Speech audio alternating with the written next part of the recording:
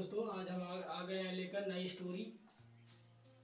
इससे आपको मीनिंग भी पता चलेगी और क्या है सेंटेंस के बारे में, जो क्या बोलते कौन सा टेंस है उसके बारे में मालूम पड़ेगा। अधिक जानकारी मिलेंगी। देखते हैं ट्रांसलेशन। रिकॉग्निशन रिकॉग्निशन यहाँ पर देखा जाए तो रिकॉग्निशन एक शब्द के रूप में है, लेकिन ये एक वर्ब है। रिकॉग्नाइज रिकॉग्नाइज मतलब होता है पहचान करना, ये उसी से बना है। तो देखिए दोस्तों, a son was born to king Krishna Devaraya. एक लड़का वाज मतलब था, बोर्न में जन्म लिया, टू यहाँ किंग मतलब राजा कृष्णा देव राय। मतलब एक लड़का या एक बेटा, एक लड़का कृष्णा देव राय राजा कृष्णा देव के यहाँ क्या जन्म लिया था, उन्हीं का लड़का था। There was great celebration in the kingdom, यानी राज्य में सेलिब्रेशन मतलब होता है उल्लास, खुशियाँ, बहुत खुशियाँ थी। ग्रेट मतलब यहाँ पर बहुत से प्रदर्शन होगा, बहुत खुशियाँ थी। देयर क्या होता है, ये यूज ऑफ होता है, इसे पढ़ते नहीं है, दूर के लिए होता है। देयर मतलब वहाँ। एवरीवन यानी हर लोग, यानी हर सभी या सभी लोग, सभी केम टू मतलब आए। यहाँ पर पास्ट इंडिफिनिट टेंस है क्योंकि वर्ब की सेकंड फॉर्म लगी हुई। देखिए सिंपल टेंस होता है। प्रत्येक लोग केम टू ब्लेस चाइल्ड यानी बच्चे को आशीर्वाद देने के लिए आए। और कॉन्ग्रेचुलेट ये क्या होता है, बधाई देना, इसका मतलब होता है बधाई देना। तो द किंग राजा को बधाई देने के लिए भी आए थे। तेनाली रमन तेनाली रमन भी आया। क्या तेनाली रमन भी आया, टू मतलब भी होता है। केम क्या होता है, यहाँ पर पास्ट इंडिफिनिट टेंस है, वो सिंपल टेंस है, इसलिए वर्ब की सेकंड फॉर्म का प्रयोग किया गया है। कम का सेकंड फॉर्म केम होता है, थर्ड फॉर्म कम ही होता है। तो he looked at the infant in his cradle and said, यानी उसने किसने, तेनालीरामन उसने देखा। एट मतलब पर्दा में ये आर्टिकल होता है। इन्फेंट मतलब होता है शिशु, नवजात शिशु। इन में हिज मतलब अपने, क्रेडल मतलब उसके लिए, बच्चे के लिए अपने होता है या फिर उसके कह सकते हैं।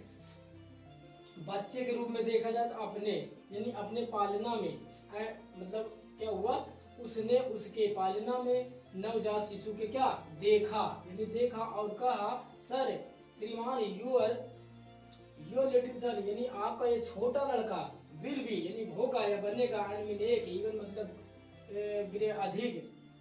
अधिक ग्रेट मतलब आपसे महान, मैन मीन व्यक्ति, देन मीन आपकी अपेक्षा, हिज मीन अपने पापा यानी फादर मतलब पिता, यानी आपका ये छोटा लड़का आपके मतलब अपने पिता की अपेक्षा, यानी अपने पिता की अपेक्षा बहुत क्या हो, बहुत अधिक क्या होगा, महान बनेगा, यानी बहुत महान होगा। अब देखिए स्माइल्ड, तो राजा हाथ पड़ा। स्माइल्ड का यहाँ पर क्या होगा, पास्ट इंडिफिनिट टेंस है, इसलिए स्माइल का जो थर्ड और सेकंड वर्ब सेम होता है। स्माइल्ड यहाँ पर स्माइल में लगा है, यानी मुस्कुराया। लेकिन सेड और कहा, यू आर ए फ्लाइटर, आप क्या हैं, आप तेनालीरामन आप क्या हैं, फ्लाइटर यानी चापलूस है। चापलूस किसे कहते हैं, जो किसी को खुश करने की कोशिश करे।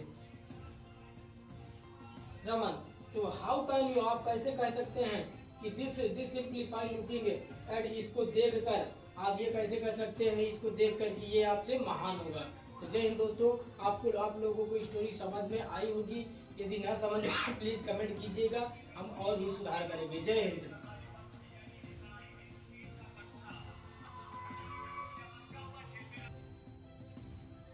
दोस्तों। अब आ गए हम एक नई स्टोरी के साथ। डब्बू सॉन्ग यानी डब्बू का गाना। डब्बू किसका नाम है, एक गधे का नाम। देखिए वंस मतलब एक बार, देयर मतलब लिव्ड मतलब रहते थे। ये क्या सेकंड फॉर्म होता है, लिव का सेकंड फॉर्म क्या होता है, लिव्ड। ये फर्स्ट इंडिफिनिट टेंस है। तो ए वासन मैन मतलब वासन मतलब क्या होता है, धोबी, यानी एक बार एक धोबी रहता था। तो ही हैड उसके पास, ही हैड, ये हैड क्या है, यूज है। हैड मतलब था, थी, थे, उसके पास थे, ऐसे होता है। तो उसके पास कोई चीज उपस्थित हो, तो ही हैड ए डंकी, उसके पास एक क्या था, गधा था, जिसका नाम नेम्ड मतलब जिसका नाम डब्बू, जिसका नाम क्या था, डब्बू नाम था। तो डब्बू वुड वर्क यानी काम किया करता था, हार्ड कठिन, वर्क मतलब होल पूरे दिन, लॉन्ग लॉन्ग टाइम यानी क्या था, डब्बू पूरे दिन यानी होल डे, लॉन्ग पूरे दिन कठिन मेहनत किया करता था। यह करता था, उड है यहाँ पर, ये विल का सेकंड फॉर्म होता है, यानी सेकंड फॉर्म विल का उड होता है, यानी किया करता था। अब देखिए स्टोरी के अनुसार हो रहा बट वाशरमैन जो धोबी था गेव उसे देता था या दिया करता था, कुछ भी कह दे। सेकेंड फॉर्म स्टोरी के अनुसार अगर ट्रांसलेशन करेंगे तो वहां पर मतलब इसका अगर मीनिंग के अनुसार देखा जाए तो इसका अर्थ क्या होता है, गेव मतलब दिया, लेकिन यहाँ पर स्टोरी के अनुसार हो रहा है इसलिए देता था। ही मतलब उसे, वेरी मतलब बहुत कम, लिटिल मतलब वेरी लिटिल बहुत कम, वो मतलब भोजन तुम इनके लिए मतलब खाने के लिए। अब देखिए, लेकिन जो धोबी था उसे खाने के लिए क्या था, मतलब उसे बहुत कम भोजन खाने के लिए देता था। जितना ही कुड अफोर्ड हुआ खर्च कर पाता था, यानी जितना वह खर्च कर पाता था, यानी वह उतना पचा पाता था जितना उसको खाद्य मिलता था। तो दैट की ओनली सिर्फ, सो इसलिए Dabbu was growing weaker day by day, इसलिए क्या था, जो डब्बू था, जो गधा था, दिन प्रतिदिन, डे बाय डे मतलब दिन प्रतिदिन, वीकर मतलब कमजोर हो रहा था, यानी कमजोर होते हो रहा था, ग्रोविंग मतलब उसकी कमजोरी बढ़ रही थी। तो द वाशरमैन यानी जो वाशरमैन यानी क्या बोलते थे, धोबी गॉट वेरी वरीड, मतलब धोबी था उसे बहुत चिंता हुई, यानी वह चिंतित हो गया।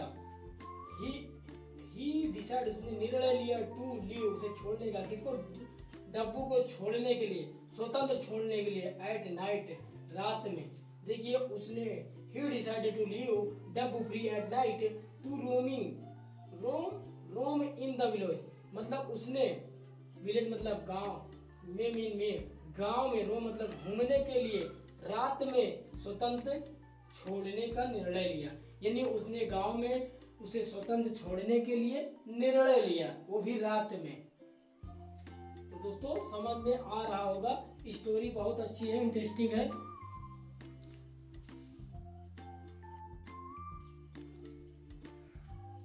दोस्तों आगे कहानी देखते हैं। सो दैट यानी ताकि ही कुड मतलब होता सका सकी, ताकि वह he could eat to his heart's content, ताकि वह अपने हृदय की शांति के लिए खा सके, अपना पेट भर सके। वन नाइट एक रात, जब वे मतलब जब डब्बू मतलब घूम, वाज था, रोमिंग, यहाँ पर देखिए, वे यहाँ से देखिए, Dabbu was roaming in the village, यानी यहाँ पर कौन सा टेंस यूज हुआ है, पास्ट कंटिन्यूअस टेंस, जिसका जो वर्ब है वाज, जिसका जा रहा था, खा रहा था, रही थे, रहते, ये सब इसका क्या आइडेंटिटी होती है, इसका पास्ट कंटिन्यूअस टेंस का। तो Dabbu was roaming in the village, Dabbu एक दिन की एक रात क्या हुआ, जब डब्बू गांव में घूम रहा था, तो he met a jackal named, Chameli नाम के, जैकल मतलब सियार, एक सियार से मिला, यानी एक दिन वह घूम रहा था तो वो चमेली नाम के एक सियार से मिलता है और उससे उसकी दोस्ती हो जाती है, और रोज वो ऐसे रात में जाता है, चढ़ के रिटर्न आ जाता है। तो दोस्तों इसकी आगे कहानी हम अगले वीडियो में बताएंगे। तो जय हिंद।